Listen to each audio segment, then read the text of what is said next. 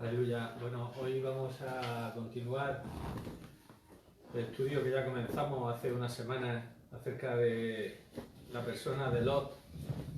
La última vez nos quedamos cuando Dios ejecutó el juicio en Sodoma, en Gomorra y en las ciudades de la llanura, allí en Génesis 19, cómo Dios en su misericordia sacó a Lot de aquella ciudad y su mujer volvió la vista atrás, ¿no? Y vimos la aplicación por palabra de Jesús cuando dijo: acordaos de la mujer de Lot, como aparentemente podría estar al lado de su marido, pero realmente su corazón estaba vuelto totalmente hacia aquel ambiente, hacia aquel sistema corrupto y pecaminoso. Nos quedamos en el versículo 26, lo leímos, y el 27 de Génesis 19 es el que comenzamos hoy. En el 26 vemos como la mujer de Lot mira atrás y se vuelve una estatua de sal. En el 27 dice: y subió Abraham por la mañana al lugar donde había estado delante de Jehová, y miró hacia Sodoma y Gomorra, y hacia toda la tierra de aquella llanura miró. Y he aquí que el humo subía de la tierra como el humo de un horno. Así, cuando destruyó Dios las ciudades de la llanura, Dios se acordó de Abraham y envió fuera a Lot de en medio de la destrucción al asolar las ciudades donde Lot estaba. Bueno, aquí vemos que la intercesión que hizo Abraham sí sirvió. Es cierto que Dios no frenó su juicio hacia aquellas ciudades, porque realmente solo había un justo en todas aquellas ciudades, que era Lot. Y recordáis en cuánto se quedó Abraham en su intercesión: 10. hasta 10 personas. Y Dios le dijo, dice: si hubiera 10, no destruiré esas ciudades por amor a aquellos 10, pero no había realmente ni 10, ni 5, ni 4, solamente había uno, que era Lot. Y la intercesión de Abraham sí sirvió, efectivamente. Aquí vemos cómo Dios sacó a Lot por amor a Abraham, lo dice claramente, ¿verdad? Dice que Dios se acordó de Abraham, dice el versículo 29, y envió fuera a Lot. Entonces, cierto es que fue por la intercesión de Abraham, porque se acordó Dios de Abraham, ¿no? Y realmente la misericordia de Dios hacia nosotros no es una misericordia que nosotros merezcamos, ¿verdad? Nosotros no merecemos misericordia de Dios, realmente. Quien piense que merece la misericordia de Dios está muy equivocado. No merecemos la misericordia. Como se ha nombrado aquí en la lectura que hemos leído, la actitud nuestra y la oración que se ha hecho también debe de ser esa, debe de ser una actitud de reconocer delante de Dios que no somos dignos de su misericordia, que Él sea propicio a nosotros. Cuando el publicano pedía que Dios fuera propicio, no estaba pidiendo a Dios que fuera de alguna forma indulgente con el pecado, ni que pasara por alto el pecado. Dios estaba pidiendo que lo mirara a Él como cuando Él mira a un pecador a través del propiciatorio. El propiciatorio, sabéis lo que era, ¿no? El propiciatorio era la tapa que se ponía encima del arca. Era una tapa de oro, esa tapa cubría el arca. Dentro del arca estaba la ley, las tablas de la ley, estaba la vara de Aarón que reverdeció y una porción de maná. Esto es lo que había dentro del arca. Y sobre el propiciatorio estaban los querubines que se tocaban uno a otro con las alas, cubriendo, por decirlo así, el propiciatorio y mirando hacia el propiciatorio. Los querubines en la palabra de Dios, por la posición que vemos, hasta 3 veces se mencionan querubines en la palabra de Dios. Por la posición que vemos los querubines en la Biblia, los querubines están destinados a ser defensores, vindicadores de la santidad de Dios. Los querubines lo vemos en el huerto del Edén, cuando peca Adán y Eva y Dios pone los querubines con la espada de fuego para que el hombre no pueda tomar del árbol de la vida. Los querubines los vemos sobre el propiciatorio y los querubines también los vemos alrededor del trono de Dios en Apocalipsis 4, que son los seres vivientes, los mismos que vio Ezequiel. Entonces están muy estrechamente relacionados con la santidad de Dios, con el trono de Dios.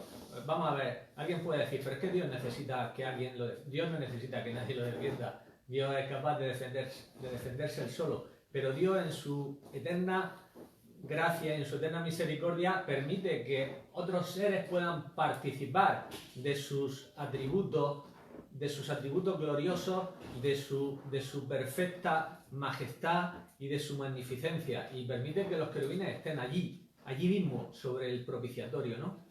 ¿Qué nos dice el propiciatorio? Esto lo estoy diciendo porque alguien puede pensar que cuando el publicano pedía sé propicio a mí, como eso, que Dios fuera, que no tuviera en cuenta el pecado. Dios no puede hacer eso. Se lo dijo claramente a Moisés, dice, de ninguna manera tendré por inocente al culpable. El culpable es culpable delante de Dios. Entonces, con el propiciatorio era de oro, ¿verdad? El propiciatorio era una tapa de oro. El oro en la Biblia siempre simboliza la justicia de Dios. Y sobre el propiciatorio se echaba la sangre del sacrificio. Allí se echaba la sangre. Entonces, ¿qué quiere decirnos esto? Quiere decirnos que con la justicia divina, nuestros pecados quedaban ocultos de los ojos de los querubines. La ley había sido es quebrantada por el pecador. Entonces, por medio de la justicia divina, el oro se cubre la ley violada de los ojos de los querubines. No pueden ver que haya violación de la ley. ¿Por qué? Porque lo cubre la justicia divina. Y con la sangre se cubre el pecado del adorador. Entonces el propiciatorio vino a ser un lugar de encuentro entre un Dios santo y un hombre pecador. Por eso Dios le dijo a Moisés en Éxodo 25, de allí me declararé a ti y hablaré contigo sobre el propiciatorio. ¿Verdad? El Dios es amor y su atributo supremo es la santidad. Entonces en la cruz se produce un acto y una satisfacción tal que Dios puede convertir en un trono de gracia, o sea, en un propiciatorio, lo que de otra manera sería un trono de juicio contra nuestra, ¿no? Queda cubierto la ley quebrantada de los ojos de los querubines con la justicia divina y queda cubiertos los pecados del hombre por medio de la sangre que se rociaba. Entonces, por eso cuando el publicano decía, sé propicio a mí, el publicano estaba diciendo, mírame como tú miras al pecador a través del propiciatorio. O sea, perdóname, pero salvaguarda tu santidad y salvaguarda tu justicia. Esto todo buen judío lo sabía, que se podía acercar a Dios por medio del sacrificio. Entonces, quiero decir esto porque Lot no fue librado por su justicia, ni Abraham fue librado por su justicia, ni nosotros somos librados por nuestra justicia propia, ni nosotros somos librados por nada en nosotros. Somos librados por pura gracia y por pura misericordia de Dios. Por eso Dios sacó a Lot de allí, porque se basó en la misericordia que la oración de Abraham había pedido misericordia por Lot, sin merecerla a Abraham y sin merecerla a Lot, pero Dios extendió su gracia. Nosotros vamos a ser librados del juicio, no por nuestra capacidad, no por nuestra prudencia, no por nuestra santidad, no por nuestra justicia. Vamos a ser librados de Dios por medio de Cristo. Por medio de Cristo vamos a ser librados.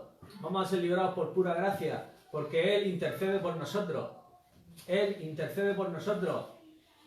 Dice Hebreos 7:25 que Él permanece para siempre, por lo cual puede salvar perpetuamente a los que por Él se acercan a Dios, viviendo siempre para interceder por ellos. O sea, cuando nosotros seamos sacados de este mundo, de esta agonía y de este sistema corrupto y pecaminoso, no vamos a hacerlo por nuestra piedad ni por nuestra bondad, vamos a hacerlo por otro, por mediación de Cristo. Entonces Lot fue sacado por mediación por otro, fue sacado por Abraham en este caso, pero nosotros no vamos a ser sacados por Abraham, vamos a ser sacados por Cristo, por la pura misericordia de Dios hacia nosotros. ¿Os acordáis una de las primeras cosas que hizo David cuando llegó al trono? Dijo, ¿ha quedado algún hijo de Saúl, algún hijo de Jonathan, a quien haga yo misericordia por amor de Jonathan? ¿Ha quedado algún hijo de Jonathan a quien yo haga misericordia por amor a su padre? Entonces le dijeron, sí, hay uno, un cojo que no puede andar, que está cojo de los 2 pies y que es indigno, una persona indigna, porque los cojos, los ciegos eran vistos como unos dejados de Dios, ¿no? Así eran vistos en la sociedad israelita, es verdad. Por eso decía el insulto aquel que le hicieron los jebuseos a David cuando quería conquistar Jerusalén. Dice, los cojos, los ciegos, los mancos van a impedirte que tú entres aquí. Y entonces aquello le sentó muy mal a David, ¿no? Y dijo a sus soldados que cuando entraran, que arrasaran. Porque lo ofendieron mucho, ¿no? Como diciéndole, los más inútiles, los más dejados, no te van a dejar entrar en Jerusalén, David. Entonces le dijeron, sí, hay uno que ha quedado, pero entonces dijo, traérmelo aquí, que lo vea, que quiero verlo. Y claro, aquel hombre llegó allí atemorizado, ¿no? Una persona indigna, como él mismo se consideró, un perro muerto, dijo que era. Dijo, ¿quién es este perro muerto para que tú hagas esto? Y entonces dice, no temas, Mefiboset, yo haré misericordia contigo, por amor de tu padre. No voy a hacerla por ti, estaba diciendo David, en cierta manera. No le dijo eso, pero no la estaba haciendo por él, la estaba haciendo por causa de otro, por causa de su padre. Porque David y Jonathan habían hecho pacto. Y David amaba a Jonathan. Y en el pacto que hicieron David y Jonathan le dijo, júrame que no borrarás mi nombre, sino que guardarás mi descendencia y guardarás a mis hijos y tendrás misericordia. Y David hizo pacto con Jonathan. Entonces, el pacto que nosotros tenemos, el pacto que ha hecho Dios con su Hijo, es que Dios nos va a guardar. Es como si Jesús fuera Jonathan y el padre fuera David. Y Jonathan le dijera al padre, Padre, estos que tú me has dado, guárdalos en tu nombre, guárdalos del mal, presérvalos, llévalos a ti, cuídalos, dales lo que ellos necesiten y pastoréalos y cuídalos, ¿no? Y entonces, ¿por qué lo hace Dios? Por amor a su Hijo. Dios lo hace por amor a su Hijo. David lo hizo por amor a Jonathan. Y Dios lo hace por amor a su Hijo. O sea, no nos pensemos que somos mejores que nadie, ni que valemos más que nadie, ni que merecemos más que nadie. Dios lo hace por pura gracia y por pura misericordia. Dios nos ha sacado por pura gracia. Y David le dijo a este hombre, no temas, Mefiboset, yo haré misericordia contigo. Yo te voy a dar todo lo que fue de tu padre y de tu abuelo Saúl. Todas las tierras te las voy a dar, pero tú vas a comer en mi mesa.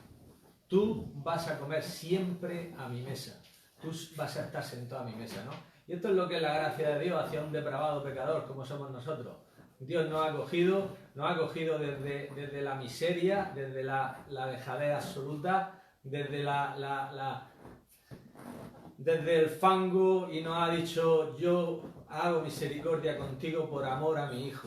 Yo te libro de la ira venidera por amor a mi Hijo. Yo te saco de este mundo impío, no vas a perecer por amor a mi Hijo y te voy a sentar a mi mesa. Vas a estar sentado a mi mesa, siempre a mi mesa. Siempre vas a estar sentado a mi mesa. Y aquí se cumple también la palabra que dijo Jesús en aquella parábola cuando lo invitaron en aquella cena, ¿no? Dijo 2 parábolas. Dijo la primera le dijo, bueno, no viene a cuento esas 2 parábolas, pero al final les dijo a ellos que vendrían muchos del oriente y del occidente y se sentarían en el reino de Dios, en la mesa de Dios con él. Y los que deberían de estar, que eran ellos, los judíos, dice, serían excluidos. Entonces aquello fue importante porque les dijo que iban a estar excluidos del reino de Dios y que nosotros que vendríamos de lejos y nos sentaríamos, ¿no? Como Mefibosé y como Lot, seríamos sacados de la impiedad, seríamos sacados de los juicios de este mundo y nos sentaríamos en la mesa, ¿no? Con Abraham, dijo, se sentarán con Abraham, con Isaac y con Jacob en la mesa del reino de Dios. Esta es nuestra bendición. Y Mefibosé, cuando oyó esto del rey, dice: ¿quién es este perro muerto para que mires así? Aquí lo tenemos. En 2 de Samuel 10, esta fue la actitud de un publicano llamado Mefibosé. En 2 de Samuel 10, fijaros las palabras de Mefibosé, y esta debe ser la actitud. 2 de Samuel 9, perdón. 2 de Samuel 9.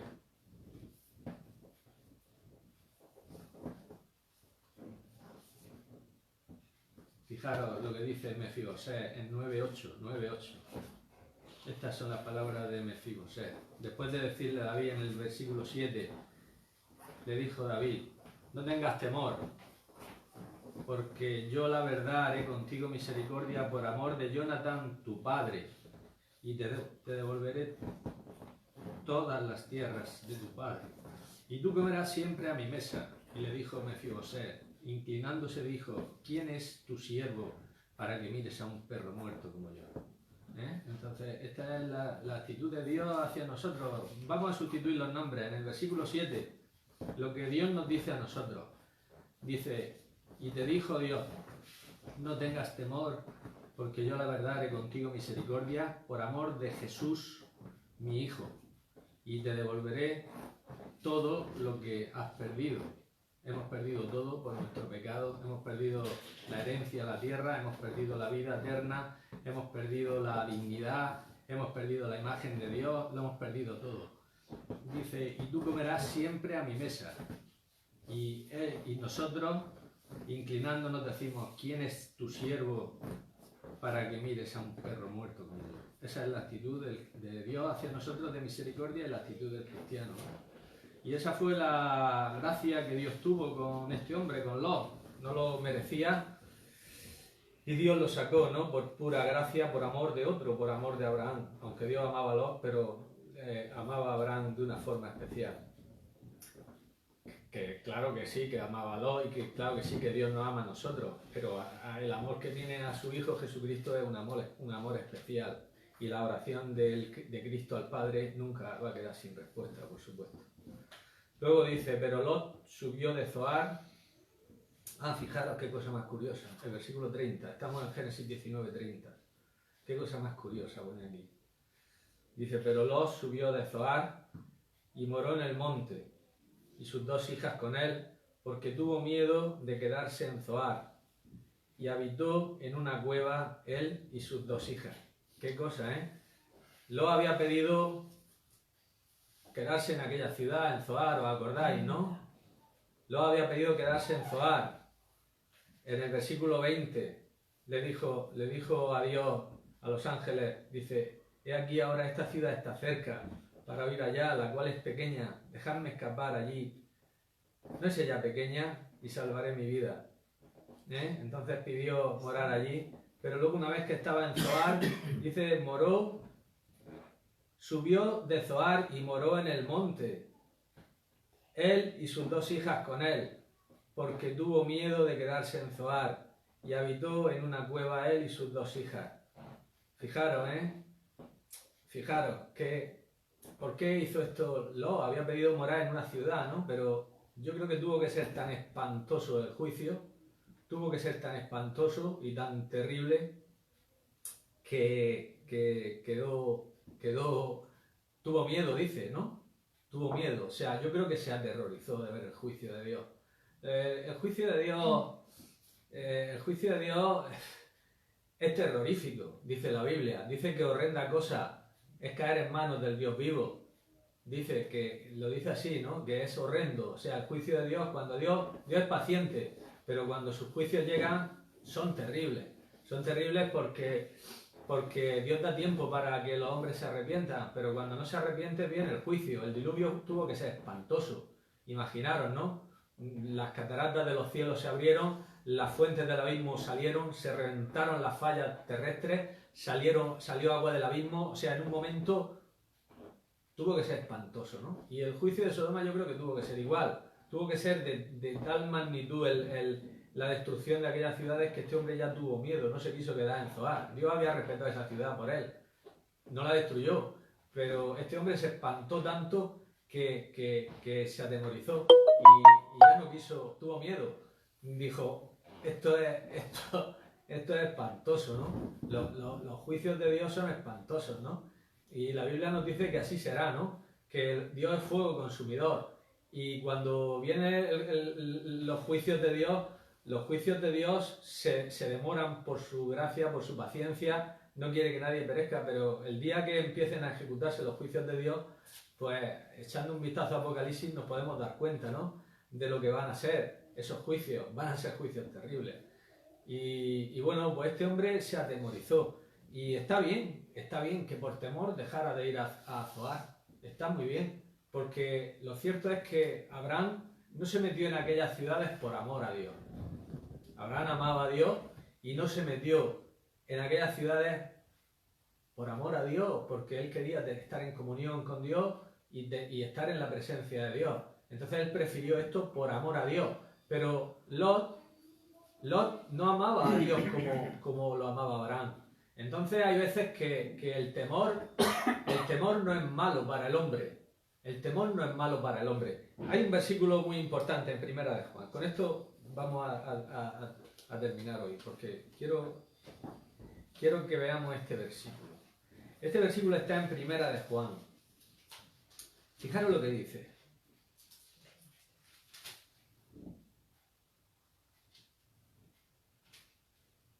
Primera de Juan 4:18. Bueno, vamos a leer el 17 y el 18, los dos. Dice el 17: en esto se ha perfeccionado el amor en nosotros, para que tengamos confianza en el día del juicio. Pues como Él es, así somos nosotros en este mundo. Y ahora dice el 18: en el amor no hay temor, sino que el perfecto amor echa fuera el temor, porque el temor lleva en sí castigo, de donde el que teme no ha sido perfeccionado en el amor. Vamos a ver. Yo veo en este versículo que nos está diciendo Dios que unas veces vamos a actuar por amor y otras veces vamos a actuar por temor. ¿Por qué? Porque el amor a Dios en nosotros no es perfecto. No es perfecto. Si fuera un amor perfecto, no habría ningún temor a nada. Pero hay veces que como nuestro amor a Dios no es perfecto, nosotros a veces tenemos mezclas, sí amamos a Dios, pero amamos también otras cositas y nos gustan otras cositas y nos gusta juguetear con otras cositas y nos gusta mirar otras cositas. Entonces, ¿qué ocurre? Pues que Dios a veces tiene que usar el temor. Dios usó el temor con Lot. Lot se asustó del juicio de Dios. Y Dios a veces tiene que usar el temor en nosotros, porque nuestro amor hacia Dios no es perfecto, porque hay mezclas, como digo, y Dios a veces tiene que mostrarnos algo para que temamos. Y a veces ejecuta un juicio en nosotros o en algo para que nos guardemos de algo. Nosotros a veces hay cosas que las queremos y obstinadamente las queremos. Y queremos hacerlas obstinadamente, como el caso de Lot. Lot obstinadamente quería volver a otra ciudad, que era una ciudad semejante a Sodoma, que era más pequeña, ¿cierto? Pero los pecados eran los mismos, porque Dios iba a destruir toda la llanura, a Sodoma, Gomorra, Adma, Zeboim y Zoar, que eran las 5 ciudades de la llanura. Entonces Dios se iba a abstener de destruir a Zoar, de hecho no la destruyó, porque Lot le pidió salir. Pero esto no convenía a Lot de ninguna manera. No convenía a Lot porque iba otra vez a ir acercándose a lo mismo. iba otra vez a llegar a una ciudad, a estar allí, echar raíces en esa ciudad, a gustarle las cosas, a comerciar, a ganar dinero, a conseguir riqueza, a ser grande en la ciudad como yo nosotros, y íbamos a tener otra vez el mismo problema otra vez. Iba este hombre a estar allí metido, iba a estar este hombre consintiendo con todo lo que consintió en Sodoma y estar allí mezclado con aquella gente tan perversa de una manera sin distinguirse prácticamente de aquella gente y iba a tener los mismos problemas. Entonces Dios usó este juicio para que él temiera, y por cierto dio resultado, ya no quiso volver a Zoar. Dice, no, me voy al monte, me voy a una cueva, prefiero estar en una cueva. Podía haberse ido con su tío Abraham, sin duda alguna, a lo mejor por vergüenza no quiso irse, o porque no sé por qué, tampoco tuvo una elección sabia, pero bueno, lo cierto es que salió de Zoar, no quiso meterse en aquella ciudad, se fue a una cueva, prefirió estar en una cueva que estar otra vez en contacto con el mundo, ¿no? Y aplicándolo a nosotros nos pasa esto, a veces dice Pablo que nos ocupemos en nuestra salvación con temor y temblor. ¿Qué quiere decir? Que a veces vamos a tener que estar temerosos, porque si nuestro amor fuera perfecto, todo lo haríamos por amor, ¿no? Realmente todo sería por amor, esa famosa oración, ¿no? Que dice que aunque no hubiera cielo, yo te amara, y aunque no hubiera infierno, te temiera, ¿no? No hemos llegado a esa perfección de amor, vamos caminando hacia la perfección del amor. El amor que ha sido derramado en nuestros corazones se va perfeccionando cada día. Pero hay veces que Dios tiene que usar el temor en nuestra vida, y entonces Dios nos tiene que dar un varapalo fuerte para que reaccionemos, porque si no, no reaccionamos. A veces somos tan obstinados que vamos en una dirección y decimos, esto es lo que voy a hacer. Lo voy a hacer sí o sí. Sí o sí. Pero bueno, ¿y Dios qué opina de eso? Es que no me importa. No lo decimos así con estas palabras, pero sí lo pensamos en nuestro corazón. Voy a hacer esto. Me voy a comprar esto. O voy a ir a tal sitio. O voy a conseguir esto. O voy a hacer esto. O voy a buscar esto. O voy a buscar lo otro. Bueno, pero Dios, es que lo voy a hacer. Lo voy a hacer. Señor, bendíceme, voy a hacer esto y quiero que me bendiga y que me abras puertas y que tal, pero bueno, ¿y si te la cierras? No, me la abres. Oí una oración de estas profetisas de hoy, de estas pseudo predicadoras, que decía que no admito un no por respuesta, le dijo a Dios en una oración. Oró a Dios y le dijo, no admito un no por respuesta, ¿no? Con esa desfachatez, así se presentó delante de Dios, ¿no? No admito un no por respuesta, ¿no? Entonces, pues esto es lo que a veces Dios tiene que darnos un varapalo para que nos volvamos a Él. Y a mí me lo ha dado, y además me ha dado muy fuerte. Yo los peores días los pasé, los peores días de mi vida, los más dolorosos, los más angustiosos los pasé porque yo estaba obstinado en una cosa y quería hacerla y estaba dispuesto a hacerla y iba para adelante a hacerla. Y Dios me tuvo que dar un varapalo que cogí tanto miedo de lo mal que lo pasé, cogí tanto miedo que dije, ya no lo vuelvo a hacer porque ya me acordaba de lo que me había pasado. Y entonces, pues a veces Dios tiene que actuar con nosotros así, porque somos muchas veces inmaduros en este sentido, y obstinados, y duros de servir, y es que no nos diferenciamos de nada del pueblo de Israel. Cuando leemos del pueblo de Israel y leemos todas las cosas que hizo, y cómo se quejaba y se volvía a quejar y otra vez se quejaba, habiendo visto la mano de Dios, habiendo visto la misericordia de Dios, es que somos iguales, no somos mejores que ninguno de ellos. Nos quejamos, nos volvemos a quejar, volvemos a hacer lo mismo, volvemos a lo mismo, acabamos de ver a Dios, cómo ha hecho esto, ha tenido misericordia, pero es que estamos obcecados en nuestras cosas y lo he estado obcecado. Déjame que vaya a esa ciudad, quiero ir a esa ciudad y quiero estar en esa ciudad y me va a ir bien y tal, y Dios sabía que no, que aquello ya iba a ser la destrucción más de lo que había sido para su vida Sodoma. Y reaccionó por temor, y bueno, y bendito sea Dios que reaccionara por temor. aunque todavía le quedaba un episodio muy lamentable, un episodio final en su vida que una vergüenza, un desastre. Y bueno, ya que estamos, vamos a terminarlo. Y lo tenemos al final del capítulo 19. Todavía le quedaba un episodio terrible, lamentable. Vamos a leerlo. Dice: Lot subió a Zoar, versículo 30. Moró en el monte, sus 2 hijas con él, porque tuvo miedo de quedarse en Zoar. Habitó en una cueva, él y sus 2 hijas. Dice: entonces la mayor dijo a la menor: nuestro padre es viejo, no queda varón en la tierra que entre a nosotras, conforme a la costumbre de toda la tierra. Ven y demos de beber vino a nuestro padre y durmamos con él y conservaremos de nuestro padre descendencia.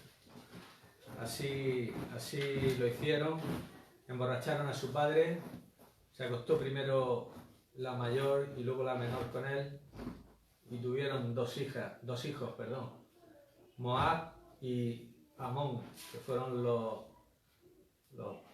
progenitores de estas 2 naciones, los moabitas y los amonitas, los enemigos perpetuos de Israel. Y aquí tenemos pues un poco el lamentable final, ¿no?, de este hombre, de la última siega que hizo de toda su siembra. Aquí está, ¿no? Este hombre escogió Sodoma para buscar ventajas personales, llegó a ser grande en Sodoma, pero le costó hasta el punto de que perdió su familia entera, perdió hijas. No solamente tenía estas 2 hijas, porque no habla de que sus yernos, tenía hijas casadas, no habla de que sus yernos cuando les dijo que Dios iba a destruir la ciudad se burlaron de él. Y las hijas solteras no están casadas, no tendría yernos. O sea, tendría hijas casadas. Tendría su mujer, que las perdió todas murieron. Y además estas 2 hijas aceptaron, no murieron, pero fijaron la moralidad de estas dos mujeres. Aceptaron la baja moralidad de Sodoma. Le costó hasta el punto de que perdió toda su familia por buscar ventajas personales, ventajas materiales, por llegar a ser grande en un lugar destinado a juicio, y le costó todo. Se quedó él solito, y además con 2 hijas que hicieron con él lo que hicieron. Un acto vergonzoso, un acto terrible, ¿no? La Biblia dice que es cierto que somos salvos por gracia, somos librados del juicio, pero si sembramos una cosa, no vamos a segar una distinta. Vamos a sembrar, a segar lo que hemos sembrado. Lo dice la palabra de Dios, y nos vamos al Nuevo Testamento y lo dice: el que siembra para la carne, de la carne segará corrupción, y el que siembra para el espíritu, del espíritu segará. Podemos sembrar para lo que queramos, para el espíritu o para la carne. Si sembramos para la carne, vendrá una mala siembra, como tuvo este hombre. Si sembramos para el espíritu, tendremos la ley de la siembra.